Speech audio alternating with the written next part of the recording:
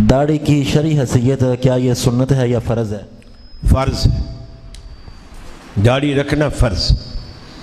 یہ اصل میں لوگ یہ اس وقت پوچھتے ہیں جب وہ کام ان کو نہیں کرنا ہوتا۔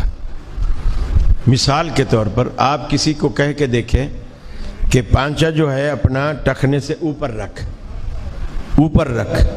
وہ فوراً آپ سے سوال کرے گا یہ کپڑا ٹخنے سے اوپر رکھنا فرض ہے کہ سنت ہے؟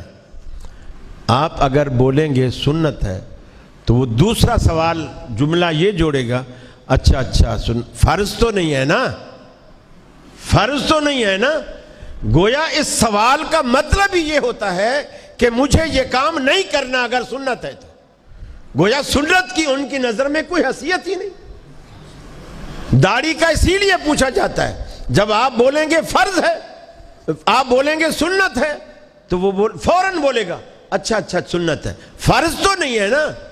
یعنی میں رکھوں نہ رکھوں تو کوئی بات، فرض تو نہیں ہے نا۔ وہ جان چھڑانے کے لیے یہ اعتراض کیا جاتا ہے۔ مجھے بتائیے دنیا میں ایک پیغمبر آپ بتا دیجئے جو اللہ رب العالمین نے بغیر داڑھی کے بھیجا ہو، ایک پیغمبر بتائیے جو بغیر داڑھی کے بھیجا ہو۔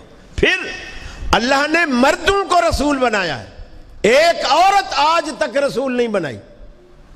ہو سکتا ہے اس میں یہ وجہ بھی شامل ہو کہ ان کی داڑیاں نہیں ہوتی، ان کی داڑیاں نہیں ہوتی۔ اور پھر اللہ نے مرد کو جو شان دی ہے وہ داڑھی کے ساتھ دی، اور مرد داڑھی منڈا دے، کلین شیو ہو جائے، تو مجھے بتائیے عورت اور مرد میں فرق کیا بچتا ہے؟